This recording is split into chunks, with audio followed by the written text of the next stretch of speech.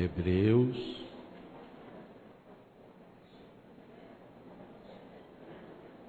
capítulo 12, versículos 14 e 15. Procurai a paz com todos e a santidade,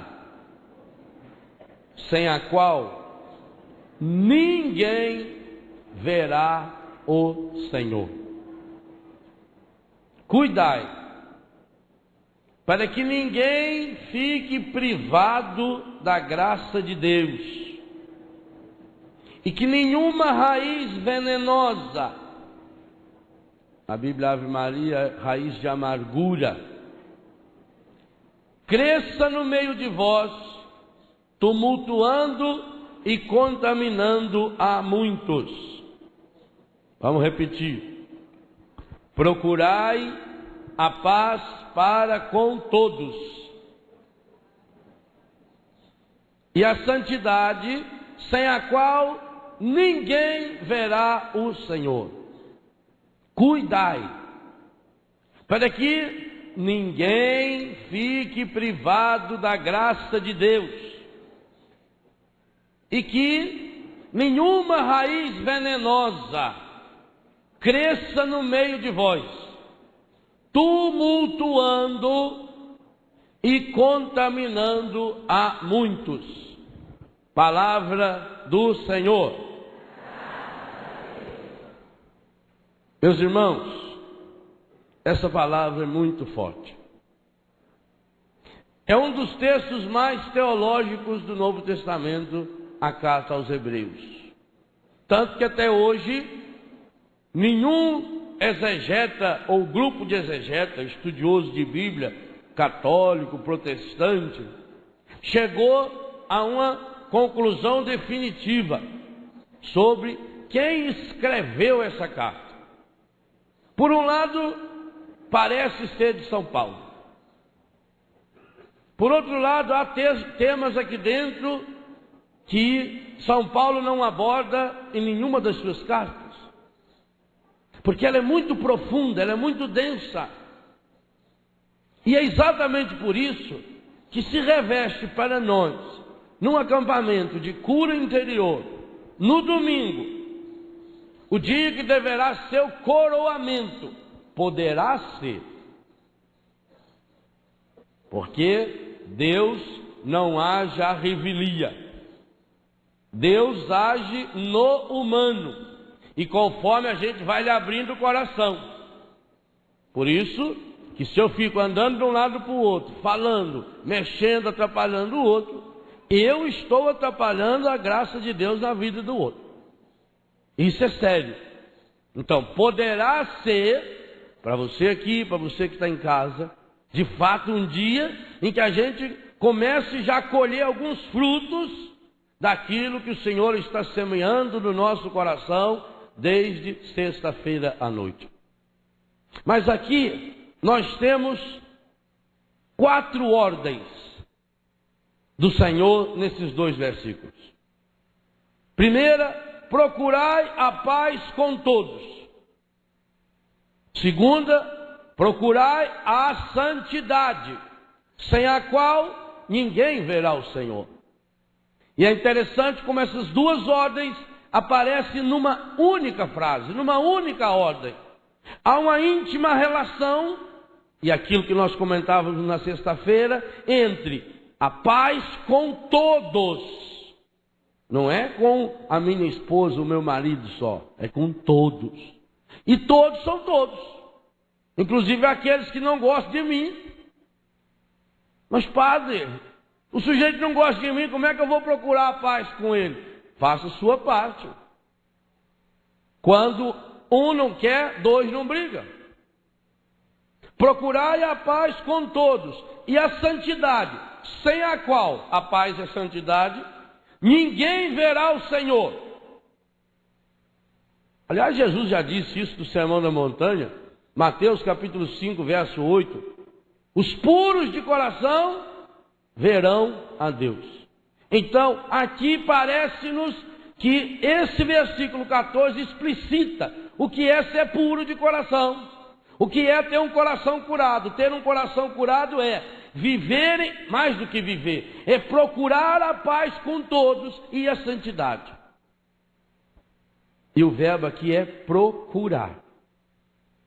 Se você perdeu alguma coisa, você procura até que hora? Até achar.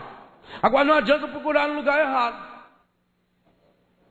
O sujeito estava passando, viu um outro embaixo do poste, passando a mão no chão, procurando alguma coisa. O que está procurando aí, rapaz? Estava procurando a minha aliança. Eu chego lá em casa sem aliança, minha mulher mata eu.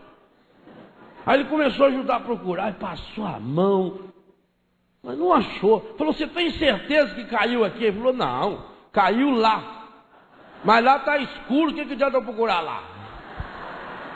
É a mesma coisa, o que adianta eu procurar a paz com quem já tem paz comigo? Aí vira aquela música do Adoniran Barbosa. Adoniran Barbosa foi um fenômeno da música. E uma das músicas dele mais fabulosas de vida matrimonial, de felicidade conjugal, chama-se Iracema. Já ouviram? A Iracema, ela foi embora, morreu. Ela foi atravessar São João, veio um carro, pega e pincha no chão. Aí ele está conversando com ela, Iracema. O chofer não teve culpa, Iracema. Paciência, Iracema. Paciência. Porque está morta. Quer dizer, eu vou procurar a paz com quem está morto? Ué, já morreu? Procurar a paz com todos. E a santidade. Hoje nós vamos tentar descobrir o que é ser santo. E já digo de antemão, não tem nada a ver com tanso. Porque tanso e santo escrevem com a mesma letra, só que ao contrário. Cuidai, a terceira ordem, para que ninguém fique privado da graça de Deus. E se tem alguém da minha família que está privado da graça de Deus? Eu estou cuidando. O que é cuidar? São Pedro já disse, confere ao Senhor todas as suas preocupações, Ele cuida. A palavra cuidado aqui é importante. E quarta, que nenhuma raiz venenosa, ou como você tem traduzido na Ave Maria, nenhuma raiz de amargura cresça no meio de vós, no meu coração, tumultuando, badernando e contaminando a muitos. Então vamos tentar pedir a Deus que nos dê esclarecimento dessa palavra, para que a gente possa colocar em prática. Primeiro, procurai a paz com todos e a santidade, sem a qual ninguém verá o Senhor. A cura interior é absolutamente fundamental, porque a ela está ligada a minha e a sua salvação. Procurar a paz significa, eu tenho que fazer todo o esforço possível e impossível. E aí vem a prática do perdão, de modo especial aquilo que São Lucas nos conta no capítulo 6, a partir do versículo 27. Amar aqueles que não nos amam, rezar por aqueles que me perseguem, tratar bem aqueles que me tratam a mal. Procurar a paz significa, eu tenho que revirar. Se eu perdi alguma coisa aqui no meio dessas flores, eu tenho que revirar e olhar, e olhar de novo, e pegar na mão. Se for mineiro, põe a mão mesmo, né? Tem que olhar e pôr a mão e ver, será que está aqui, será que não está? Eu fico procurando.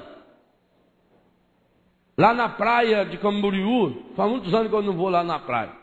Mas quando a gente ia na praia, uns 10 anos atrás, essa cena eu via muito. Primeira vez que eu vi, eu achei estranho. De repente você está sentado lá na areia, cegado. Passa um grupo de gente batendo palma. Eu olhei para ver se era algum artista que estava lá. E vai aumentando aquilo começa com 2, 3, 4, 5, daqui a pouco tem 10, e eles vão batendo palma. Quando a mãe perde um filho, Ela sai procurando, batendo palma, e aí quem está perto nem conhece, já vai junto, batendo palma, para achar a criança. Fazendo barulho. Aquilo é um código, todo mundo já sabe, está procurando. Junta gente para procurar. Uma mãe, quando perde um filho, deu 9 horas da noite, não achou, fala, é paciência. É assim? Não, vai atrás, e corre atrás, e telefona para o hospital, telefona para o socorro, vai na cadeia. Sempre pensa porcaria. Procurar a paz com todos significa, será que eu já fiz o possível e o impossível para viver bem com aquela pessoa? Se eu não fiz, eu não recebi ainda a graça da cura interior e não vou receber. Procurar a paz significa dar um jeito de achar. Enquanto não achar, você não pode procurar agora. Paz não tem nada a ver com sossego. Sossego é do encardido. É cômodo. Eu não quero quem me perturbe. Porque o sossego supõe que eu seja melhor do que os outros. Eu não quero ninguém para me perturbar, ninguém para me estragar o dia. Isso não é paz. Paz é fruto do Espírito Santo. Procurai a paz com todos e a santidade. E aqui tem uma coisa muito interessante. Santidade tem a ver com essa busca da paz. O que é ser santo? Se alguém pergunta para você, o que é ser santo? O que você ia dizer? É não ter pecado? Teve uma opção de santo. Aliás, dos 27 mil santos que a igreja teve, pelo menos 26.999 pecaram. Só Nossa Senhora ficou de fora da lista. E alguns cometeram pecados. Nesse meu livro, Corações Curados, eu conto a história de alguns que cometeram pecados que a gente não consegue imaginar. Eu tenho uma porção aqui que quando eu leio a vida deles eu falo, sou melhor do que você. Ao menos enquanto eles estavam no pecado. Aqui eu conto desde Abraão.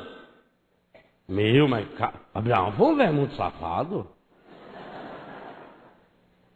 Pegou a mulher dele, mentiu que era irmã dele, engravidou a empregada. Veja da onde vem essa história, começou longe, com Abraão.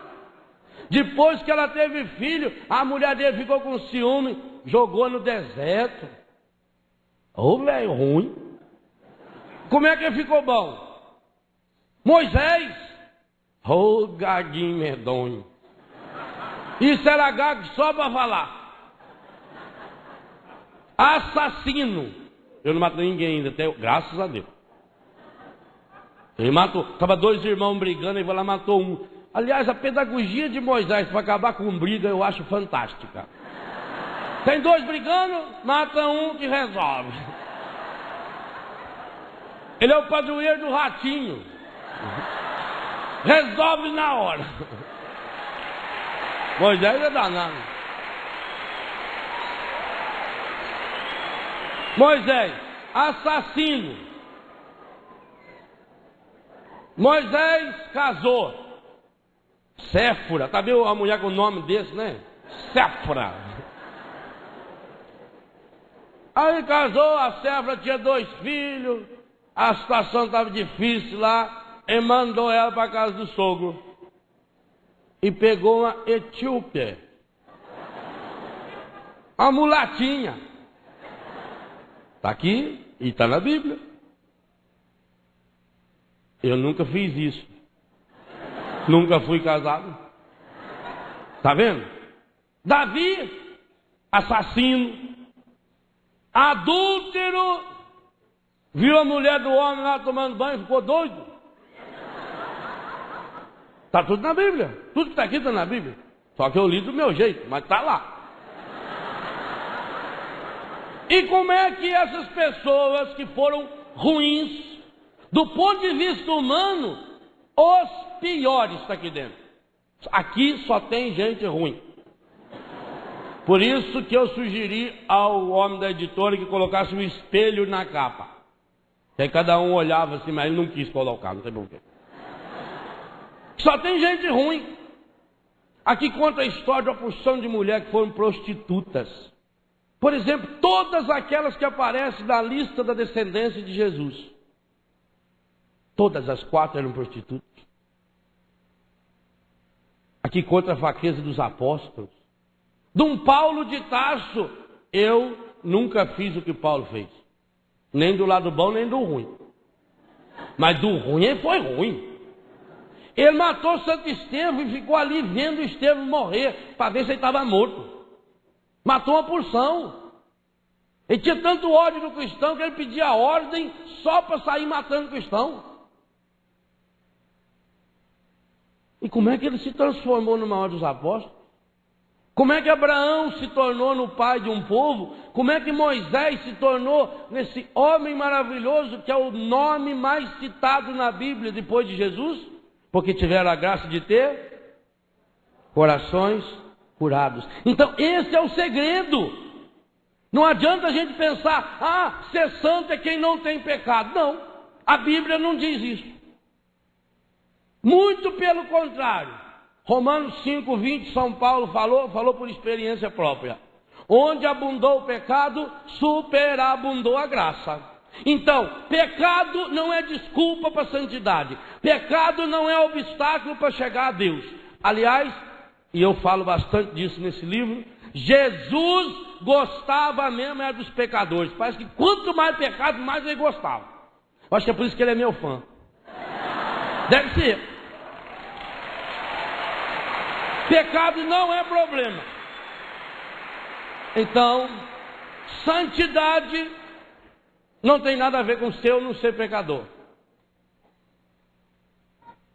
Grandes pecadores se tornaram grandes, enormes santos. Os maiores santos da história. Santo Agostinho, Santo Inácio de Loyola, São Francisco de Assis. São Francisco, antes de morrer com 44 anos de idade, lá em Assis tem a parte baixa e a parte alta da cidade. A parte alta fica uma pirambeira. Era chamado o buraco do inferno. Naquela pirambeira, o governo, quando tinha que matar criminoso, levava lá de cima e jogava. A pessoa caía naquele precipício de pedra e morria. E São Francisco não se conformava com isso. Muitas vezes ele falou contra isso, mas não adiantou nada falar. Os poderosos eram mais poderosos que ele. Pouco antes dele morrer, ele fez os irmãos fazerem do lado da cama dele um juramento. Ele sabia que ia morrer. Disse: eu quero ser enterrado no buraco do inferno. Porque se tem uma pessoa no mundo que merece ser jogada lá, sou eu. Os irmãos, pai, vocês me obedeçam. Juraram. Talvez acharam que ele ia demorar muito para morrer, que dava tempo de mudar de ideia. Juraram e ele morreu. Nunca tinha morrido. Foi. E aí? Aí eles tinham que cumprir o juramento. Foram lá no precipício, cavaram 6 metros na pedra. E não tinha brita, essas coisas não. Era martelada. Cavaram um buraco imenso naquela pedra. Fizeram um caixão de pedra e colocaram ele lá e socaram pedra por cima. Para ninguém roubar o corpo dele. No dia seguinte à morte de São Francisco, o Papa mandou um mensageiro em Assis e comprou aquele terreno todo em volta. Até hoje aquele terreno é da igreja, é seu. Você é proprietário de um pedaço de terra lá para a sua igreja. Aquele que era o buraco do inferno recebeu o corpo de um santo e se transformou num dos mais belos pedaços do céu que existe na terra, onde estão as basílicas de São Francisco de Assis. Entende o que é ser santo? Ser santo, gravem isso. Um dia, quem sabe eu chego a Papa E você já tem essa frase que eu falei. Ah, isso aqui foi o Papa Léo que falou. Ser santo, à primeira vista vai soar estranho no seu ouvido o que eu vou falar. Mas aí você dá uma soprada no ouvido que resolve. Ser santo é ser o melhor. Parece um absurdo. E onde entra a humildade? Humildade é ser o melhor. Humildade não é a pessoa andar com a cabeça baixa, ensinar. Isso é ser bobo. Ah, anda sempre mal arrumado. Isso aí é desmanzelado. Ah, a pessoa é pobre. Lá em casa a gente sempre foi pobre, mas minha mãe fazia de sábado nós catar a grama todinha lá. Qualquer sujeirinha. Não pensa que fica essa sujeira medonha aqui que vocês jogaram aqui, não. Não, senhor. Isso aí, ó. Isso aí não tinha aqui, ó. Ser santo é não sujar. E se sujar, catar. E não é só aqui não, porque por aí tá uma vergonha.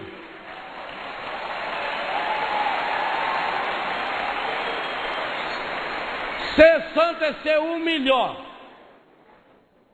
Ora, por quê? Eu fui criado único. Nós não rezávamos isso ontem à noite? Eu sou único. O meu dedão conta isso. Nesse pedacinho do dedo aqui, a ciência diz que no mundo tem 6 bilhões de pessoas. Como é que eles contam isso? Eu não sei até hoje. Que toda a hora nascendo gente. Diz que tem mais ou menos 6 bilhões. Não existe nenhuma pessoa no mundo que tenha o dedão igual ao seu. Por isso que o cristão deve fazer sempre assim pro outro. Como é que você está? Como é que você está? É, meu filho, você está mostrando para onde você vai. Não. A impressão digital. O DNA. Agora eles fazem o exame do DNA. Sabe o que significa DNA? Deus, nosso autor. Isso que é DNA. Não é assim, não. Você é único. A ciência diz que na hora que papai e mamãe tiveram aquele encontro, se até ontem o encontro não tinha sido santo, a partir de ontem foi, porque nós fizemos isso diante de Jesus, que estava aqui. Papai jogou dentro de mamãe mais ou menos 100 a 150 milhões de espermatozoides. Milhões. Um fecundou. Que mão foi essa que... Vestibular difícil. 1 por 150 milhões de vaga? É difícil. E você passou em primeiríssimo lugar. Ao menos uma vez na vida.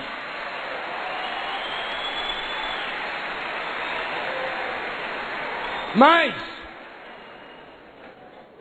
por isso que eu pedi ontem a Eliana para cantar, logo depois da comunhão, Sonda-me.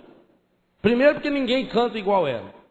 Segundo porque tinha que ser essa música, Sonda-me. Porque ó, Jesus nos revelou essa grande verdade. Qual é o único lugar no mundo que Deus põe a mão?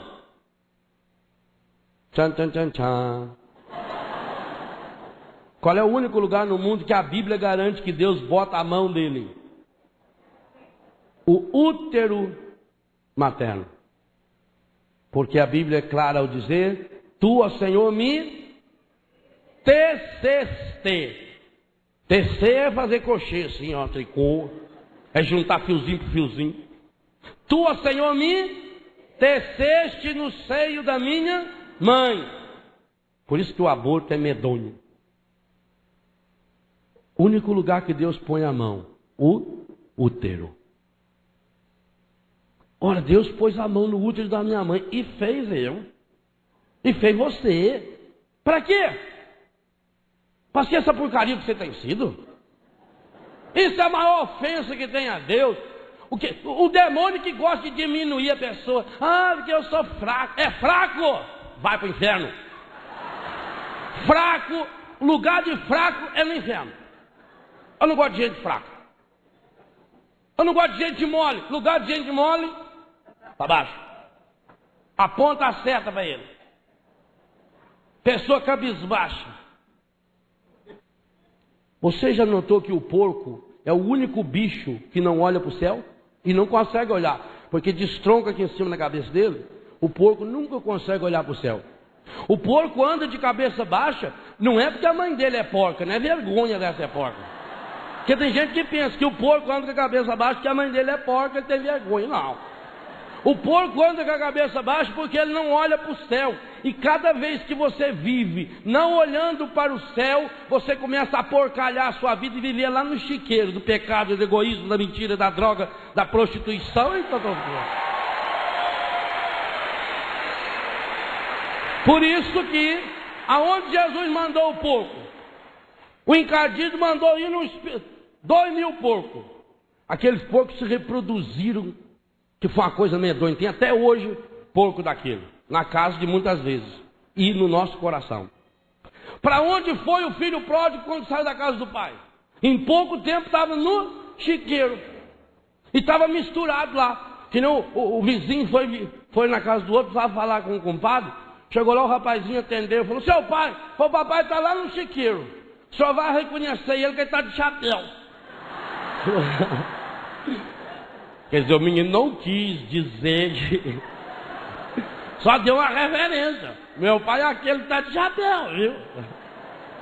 Às vezes tem que fazer uma reverência assim. Então, por que você é único no mundo? Tem que acabar com essa bobagem de reencarnação, gente. Isso aí é coisa para anta. Aliás, anta não pensa nisso.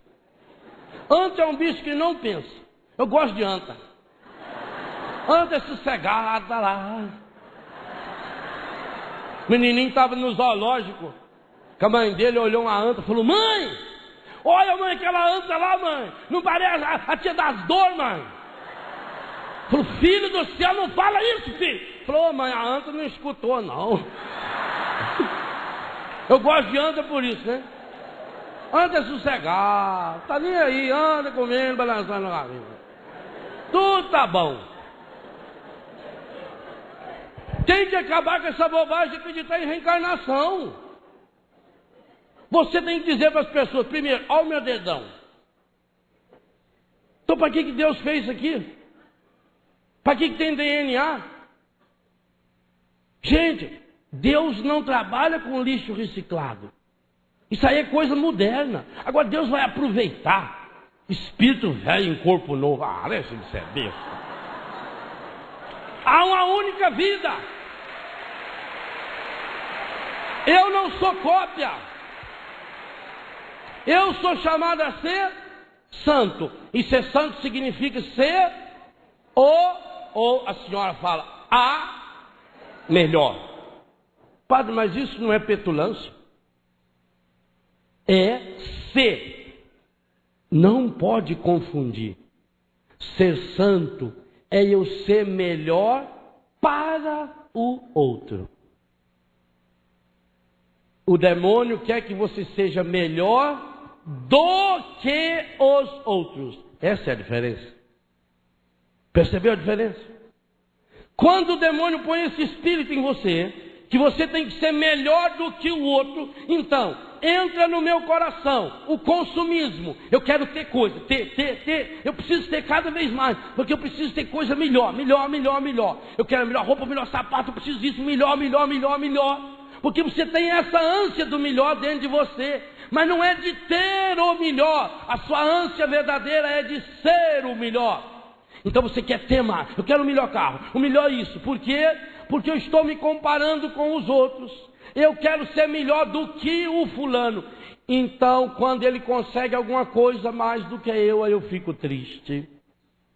E aí entra no meu coração uma semente, uma raiz venenosa, versículo 15, chamada inveja. Que só essa palavra daria um acampamento. Por quê? Porque a inveja é a grande responsável pelos maiores pecados da história da humanidade. Primeiro, Por inveja, livro da sabedoria, capítulo 1 e 2. Por inveja a morte entrou no mundo. O encardido ficou com inveja do ser humano, porque o ser humano foi criado. Eu só vou citar 5 casos. Porque o ser humano foi criado à imagem e semelhança de Deus para ser o melhor, para ser a melhor. Olha, essa flor foi criada para quê? Para mostrar a beleza de Deus. E quanto mais flor tiver, por isso que lá em Betânia é um imenso jardim, quanto mais flor eu tiver, mais eu vejo a beleza de Deus. E quanto mais cada flor for mais bonita, mais eu vejo a beleza de Deus. Porque a beleza de Deus é infinita. Todas as flores do mundo não conseguem ainda mostrar toda a beleza de Deus, todo o perfume de Deus. Assim é o ser humano. O ser humano, na sua infinita bondade, ternura, misericórdia, santidade, harmonia, comunhão, ele cria cada um de nós para que a gente possa mostrar o melhor de Deus. Eu tenho que refletir o melhor. Mas quando o demônio pega e joga na minha cabeça que eu tenho que ser melhor do que o outro, então nasce no meu coração a inveja. E diz que vou citar 5 casos para vocês verem a gravidade da inveja. Primeiro caso: a morte entrou no mundo provocado pela inveja. Livro da sabedoria, capítulo 1 e 2. O encardido ficou com inveja do ser humano, porque o ser humano foi criado à imagem e semelhança de Deus. E a segunda grande inveja, a segunda grande raiva, ligada a essa uma ainda do encardido, é que o ser humano, homem e mulher, chamado à missão de ser pai e mãe, recebe na Bíblia o título igualzinho a Deus: honrar o pai e a mãe. E isso o encardido não se conforma. Então a primeira coisa que a inveja provocou, a destruição da comunhão do ser humano com Deus através do pecado. Segundo exemplo terrível de inveja, o primeiro, fratricídio. O que é fratricídio? Irmão matar um irmão. O primeiro fratricídio da história. Gênesis capítulo 4, está muito claro lá. Caim matou Abel e a causa foi a inveja. E por que que a inveja entrou no coração de Caim? Porque Abel ofereceu um sacrifício melhor do que o dele. Terceiro exemplo terrível que a inveja provocou: os irmãos de José do Egito ficaram com inveja porque o pai Jacó fez uma túnica mais bonita para José.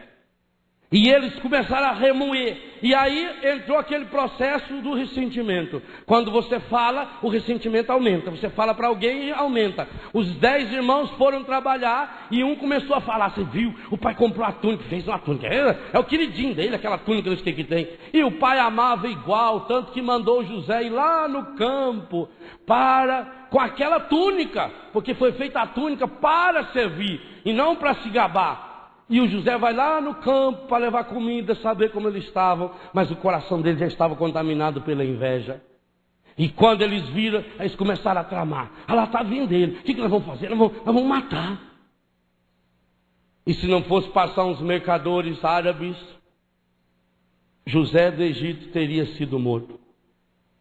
A escravidão do Egito, a perda da comunhão da terra prometida, a perda do paraíso, a comunhão familiar, Caim e Abel. Agora a terra prometida, o povo de Deus que vai ser escravo no Egito. Todos os anos, quando a gente faz a peregrinação em Israel, agora estamos indo ao Egito, ano que vem vamos de novo. E fazemos essa meditação: qual é a causa da escravidão do Egito? E essa é uma das grandes causas: a inveja dos irmãos de José. É a inveja que fez com que os irmãos acabaram vendendo José, mentindo ao pai, pegando a túnica e molhando de sangue para dizer que ele tinha morrido. Quarto exemplo terrível da inveja tem a ver com o nosso Senhor Jesus Cristo. Antes dele nascer, Jesus é da descendência de Davi. Está no livro de Samuel, capítulo 18, seguintes: a grande inveja de Saul para com Davi, porque Davi matou o Golias, porque Davi era ungido do Senhor. E Saul então não recebia mais os elogios, porque todo mundo falava bem do Davi. e o Saul ficou com inveja. E depois que o Saul foi marcado, mordido pelo vírus da inveja, o vírus da inveja gera uma perseguição, uma luta, tem que destruir o outro. E Saul foi e tentou destruir muitas vezes. E Davi tentou de todas as formas mostrar para Saul: Saul, eu não estou contra você, eu até já podia ter matado você. Aquele dia que você estava lá na gruta fazendo o serviço, eu fui lá, peguei a flecha, podia ter te matado. Mas aqueles que estavam em volta de Saul, leiam a partir do 18 do primeiro livro de Samuel. Aqueles de Saul foram falando mais, e a inveja foi aumentando. Consequência, Saul perdeu a graça de Deus. Saul perdeu o Espírito Santo por inveja. E o quinto e mais terrível exemplo. Foi tão terrível que São Mateus, no capítulo 27, a partir do versículo 17 e 18, diz que Pilatos descobriu. Por que Pilatos tentava libertar Jesus? Por que Pilatos apresentou ao povo Jesus e Barrabás e estava torcendo para que o povo pedisse que se soltasse Barrabás? O Evangelho diz muito claro, abra aí, é só um versículo, Mateus, capítulo 27. Isso a gente não pode perder. Isso é uma graça muito grande de Deus, a gente está atento. Mateus capítulo 27, versículo 18. Pilatos tenta libertar Barrabás. Estava próximo à festa da Páscoa. Então Pilatos perguntou à multidão: quem quereis que eu vos solte? Barrabás ou Jesus, que é chamado Cristo? E olha o que São Mateus anota. Até Pilatos percebeu o que muita gente não viu. Pilatos bem sabia. Pode filmar bem pertinho aqui para o povo de casa ver. Pilatos bem sabia que eles haviam entregado Jesus por... Não é de doer o coração? 5 exemplos que eu dei. Podia ter dado... Desde a perda do paraíso com Adão e Eva até a morte de nosso Senhor Jesus Cristo, o demônio usou uma única arma. Qual? E a que ele usa no seu coração, meu irmão. Quando você começa a ficar com ciúme do irmão de comunidade. Quando você fica com ciúme porque o sujeito está lá na frente cantando, tocando, fazendo alguma coisa. Quando alguém vem elogiar um irmão na comunidade e você diz, mas...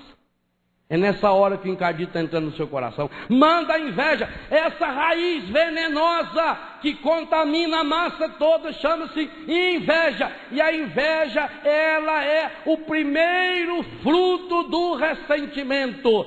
Quando Jacó fez a túnica, os irmãos ficaram ressentidos. Quando Abel ofereceu o sacrifício, Caim ficou ressentido. Quando Davi mostrou-se mais forte e venceu a batalha, Saul ficou ressentido. Então, primeiro vem algo exterior, uma bobagem. De José foi uma bobagem tão grande, foi a túnica dele, uma roupinha nova que ele ganhou. Mas aquilo entrou e foi ressentido. E aí começa a adubar isso. E vai adubando como? Já falei isso. O processo em que o ressentimento se forma, nos deforma e se manifesta. Esse é o processo. Ele se forma dentro de nós, por uma palavra, um gesto, uma coisinha à toa. A gota d'água. O povo ainda diz, foi a gota d'água.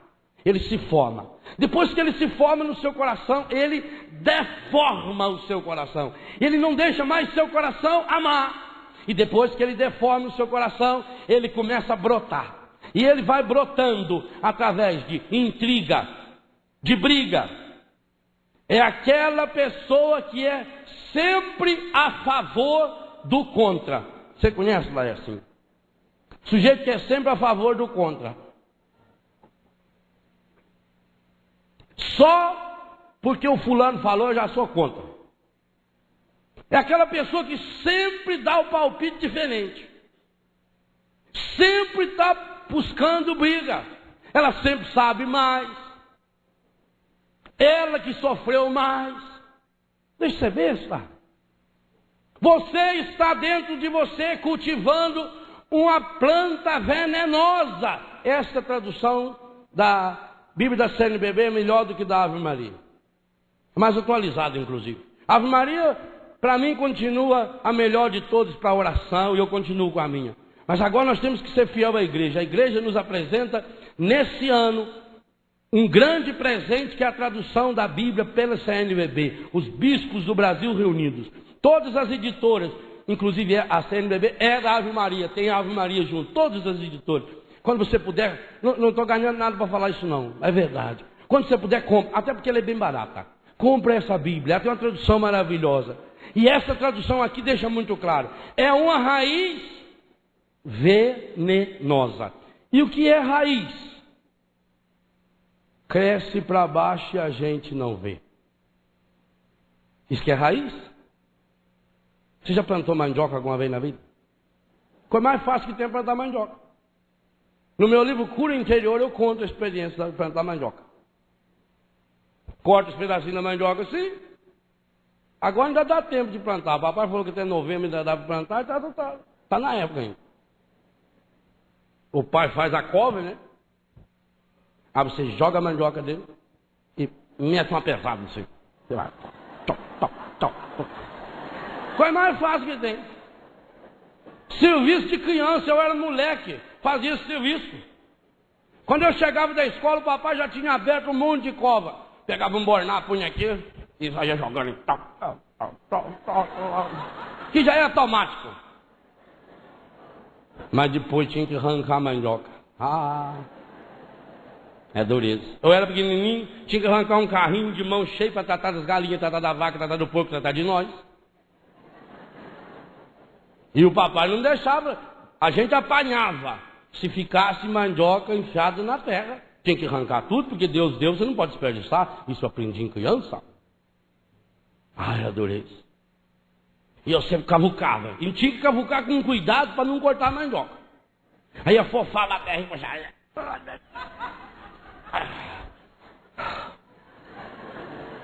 Deitava embaixo da mandioca, descansava meia hora. Levava uma tarde. É difícil. E às vezes ainda ficava uma raizinha lá. Brotava. E como é que o pai descobria que ficou mandioca?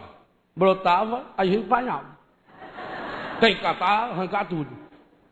A raiz vai enfiando, você não vê. Tem raiz que entra por baixo da casa. Tem raiz que sai no muro. E você já nunca viu passagem num muro de cimento nasce uma árvore. A raiz ficou lá dentro. Raiz cresce para baixo. O demônio é safado, ele é sem vergonha. Eu tenho tanta raiva dele, é por isso. Se eu me encontrar face a face com ele, ele vai apanhar muito. É verdade. Ele é terrível. Como o pai é agricultor, ele copia as coisas do pai. A profissão número 1 do encardido e de todos os seus seguidores é ter inveja dos outros. Todo mundo que é discípulo do encardido vive com inveja da vida alheia. Sempre queria ter o que o fulano tem. Viu a mulher lá? Tem. Ganhou um vestido bonito. Igual a mulher falando para o marido sentado no sinal pêndulo. Ela falou, olha para você ver aquele casal novo lá de vizinho. Olha o marido como ele é delicado, ele beija a mulher, ele abraça. Ó, o que você não faz igual?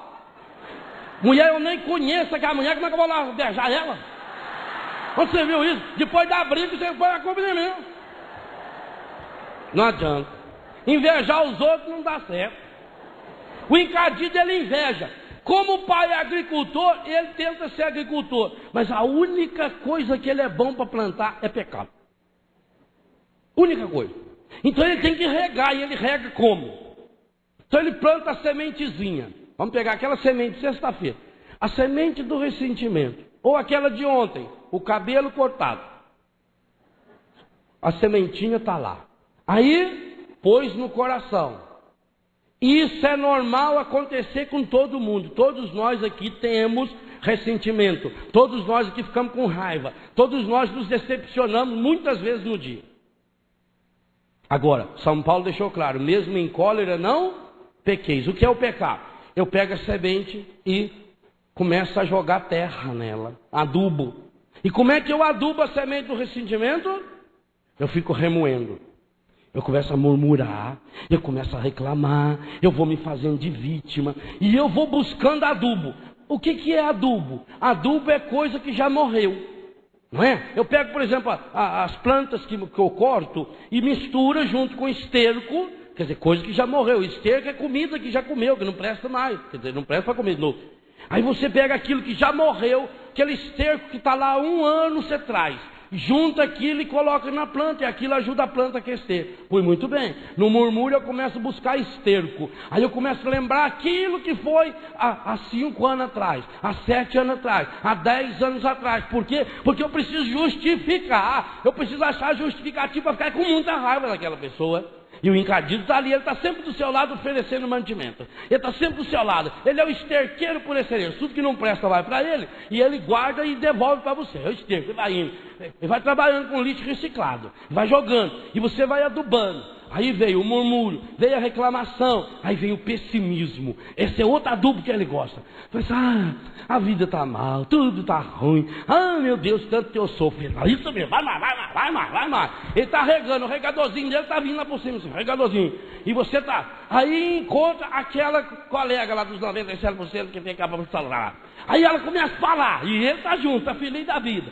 E você está adubando, ele está mandando adubo especial, adubo orgânico, que aí já entrou a fofoca. Aí, e vai aumentando, e o outro ajuda a aumentar mais. A plantação sua está vindo com um espetáculo. Aquilo está enraizando, aquilo está indo lá para a sua perna. Daqui a pouco você está com câncer na perna, você está com infecção nas varizes, a perna tudo inchada, está lá que não aguenta nem andar direito, está lá tudo escadeirado. É raiz do bicho. Eu não sei porquê, padre. Eu sei. Arranca essa merda dessa raiz. Arrancar dói.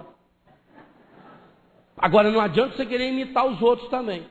Que o rapaz fala, nossa senhora, estou com tanta dor no olho, rapaz. Foi uma semana que eu estou com esse olho doendo, não sei o que eu faço. O outro falou, olha, semana passada eu estava com o dente doendo. Ranquei e acabou. Não precisa querer usar o mesmo remédio. E parou, o dente parou de doer. Falou, olha, não sei, que o dente ficou lá no consultório. Se ele está doendo, é lá. Larga os olhos seu lá também. Então não adianta. Eu vou adubando, eu vou jogando porcariada, eu vou jogando sujeira, e o encardido está do meu lado. Aí começa a ladainha do encardido. No meu livro, Cure Seu Coração, não é coração, é esse outro, Cure Seu Coração. Esse aqui, ó. Isso aqui tem traduzido até para o espanhol já. Nesse livro eu falo sobre a oração da lamúria. E essas coisas que estão nos livros eu não vou falar, porque vocês aproveitam e compram os livros também, né? Senão não ajuda a Betânia nem nós. Nesse livro eu falo da oração da lamúria. O que é a oração da lamúria? É a ladainha predileta do encardido. E ela é formada de 2 rituais de ladainha. Você pode cantar em 2 ritmos. Primeiro, o palavrão. Tudo que a pessoa faz, ela xinga.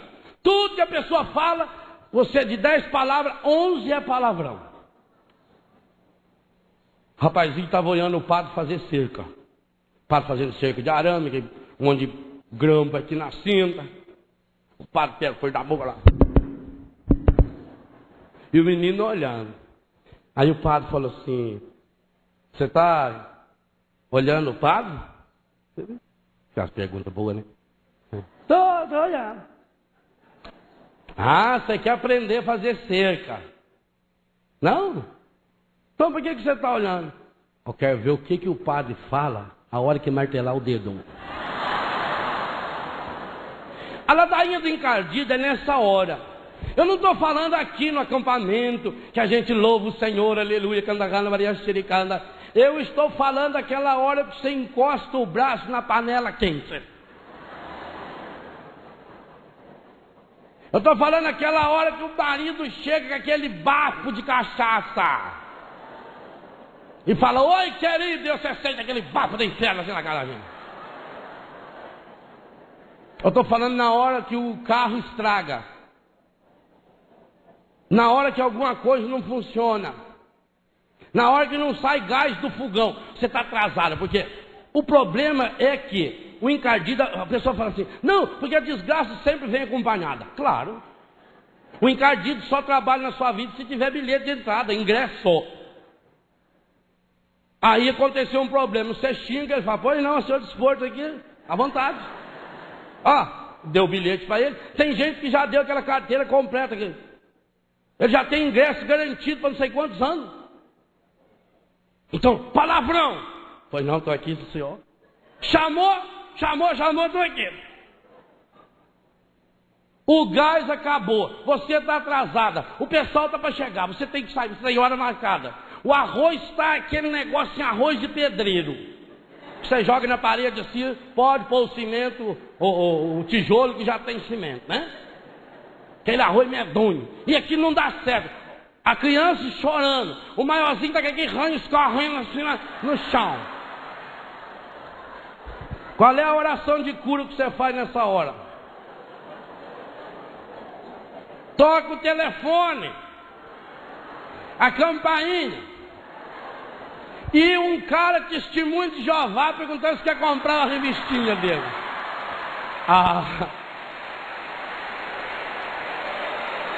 Aleluia! Aqui, não é? É nessa hora que você tem que ter essa raiz venenosa aí. Cura interior, gente, no sacrário é a coisa mais fácil que tem que fazer. Eu quero ver você fazer cura interior no fogão. Por isso que no livro Rezando a Vida eu ensino a oração do fogão. O fogão me fala de Deus. É a hora de eu olhar. Não está saindo fogo, Senhor? Olha, sem gás o fogão não funciona, Senhor. E eu também sem gás eu não funciono, Senhor. Eu preciso desse fogo do Espírito Santo, Senhor. Às vezes tem gás, mas o fogo não vem. Está entupido os pitos ali, você tem que limpar aquilo. Senhor, está acontecendo isso comigo também. Meu coração está sujo de mágoa, sujo de ressentimento. Desentope essa porcaria aqui, Senhor. Aí muda. Se não.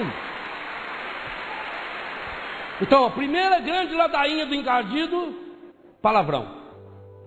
Será que você não anda falando muito palavrão? Segunda ladainha do encardido, reclamação.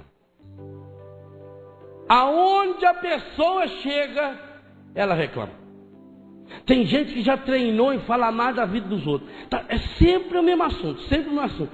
Chega no lugar e já começa o rosário. Ai, que coisa, né? A senhora soube o que aconteceu comigo? Nem conto para a senhora. Mas eu que me ofendeu tanto. Você veja, a gente faz o bem para as pessoas, né? Olha. Aí o que a gente recebe nessa hora? Que adianta? Que adianta a gente sofrer, né? Parece que no mundo só o mal que dá certo. Será que você não está treinando muito a ladainha do encardido? Será que você não é daquele que reclama de tudo? Está sempre dizendo, vai mal, está tudo mal. Como é que você está? Mais ou menos. Mais ou menos? Tomara que vire de uma vez e desça. Um dia eu levei um susto aqui na Canção Nova.